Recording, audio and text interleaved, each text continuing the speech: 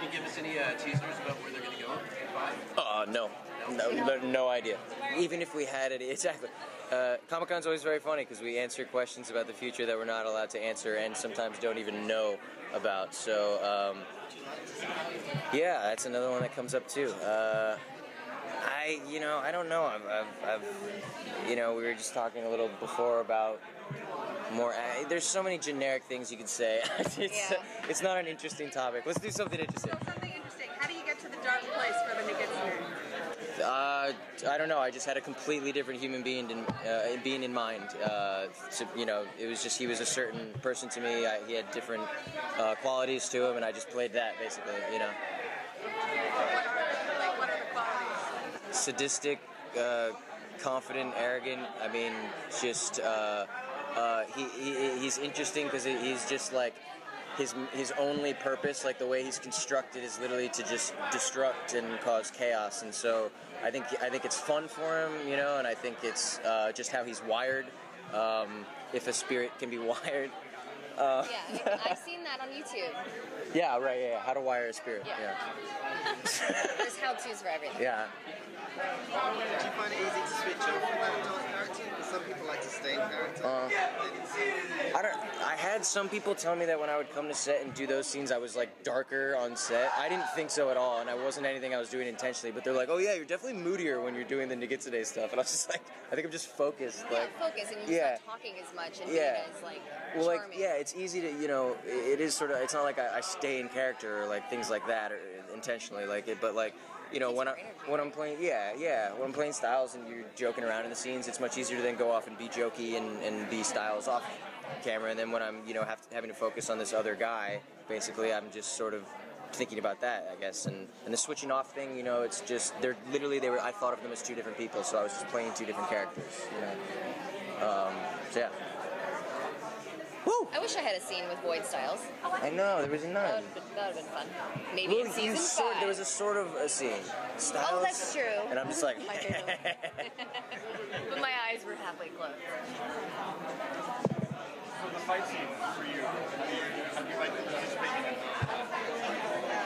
fight scene? I just said that's what I want in season 5 and another table. I prefer that. I prefer to be more physical. Not talking sexual. Physically active. Hilarious. I love when you throw that guy down in the premiere. Yes. It's awesome. Yeah, we have really, really great stunt guys, and he made me look so good by, grabbing his shirt. He jumps, but you can't tell, and then I would push him down. We have a really great stunt coordinator that makes us look really good, and I just think it's really fun. I was a dancer my whole life, so I like to be active. Can we talk a little bit about the coyote aspect of Malia? Yeah. Jeph said that he movie magicked away a lot of her, transition from animal to person. Yeah. But like he said, we've all seen Tarzan. We can't. I mean. What aspects of it do you like to hold on to when you play her? Is there anything in particular that you choose? Her honesty. Her honesty, the no filter.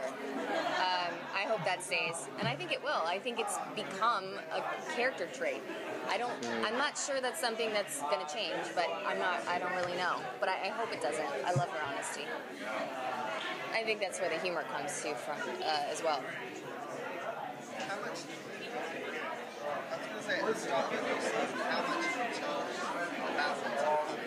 I think you guys would be very surprised at how on a whim this show is created. I mean, especially this last couple of seasons, we did not have any time to prep it or anything. We just kind of get another season order and have to come up with something, and we do come up with it. We're not blessed with sort of like 8 months of prep, and like then you lay out the season, and then like that's where we go, and then adjust from there. It's like we literally do it on the fly, and I think not a lot of people realize that about our show. Like I literally sometimes hear people be like, "Are they just making this up as they go along?" And it's like, yeah, That's exactly what's happening, and it's not easy. You know, that's unfortunately that's literally how we have to operate sometimes. And but I think it's great. You know, I think given that we do a really good job putting out stuff, and I don't know how they come up with these storylines just like literally overnight on a fly, like episode by episode. Like that's almost not fair. You know, but we got to do it.